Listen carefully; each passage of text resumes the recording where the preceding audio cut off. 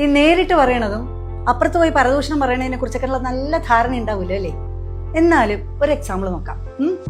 ഇപ്പോ ശ്രീദേവി കമലഹാസനോട് പറയാണ് I love you, കേട്ടല്ലോ എന്ന് പറഞ്ഞു. അപ്പോ കമലഹാസൻ, ശ്രീദേവി പോയിട്ട് കമലഹാസൻ വരണാന്ന് നോക്കിയിരിക്കുന്ന കുറെ ചൊറിയന്മാരുണ്ട്.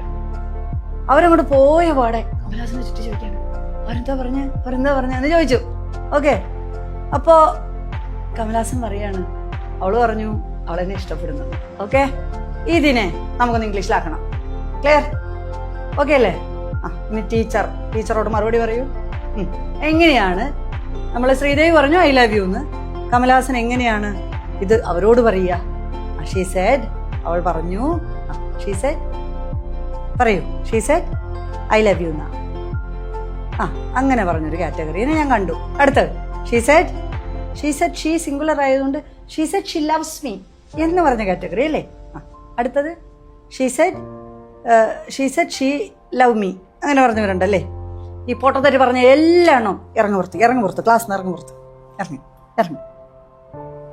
അപ്പൊ ശരി എങ്ങനെയാ പറയാ? നേരിട്ട് പറയണോ ഫസ്റ്റ് വെർബ്, ഇൻഡയറക്ട്ലി സെക്കൻഡ് വെർബായി മാറണം. അതാണ് ഗ്രാമർ. അപ്പൊ എങ്ങനെ പറയും? She said she loved me. ഇതാണ് ശരി. അപ്പൊ ഈ first verb love, second verb ലവ്ഡായി മാറിയ കഥ പഠിക്കണ്ടേ വ്യക്തമായിട്ട്? അപ്പൊ വിജയദശമി വരികയാണ്. വെൽക്കം ടു ഷനൈൻസ് അക്കാഡമി. നമുക്ക് ഒന്നേന്ന് തുടങ്ങി കളയാം. Okay, so welcome. Thank U.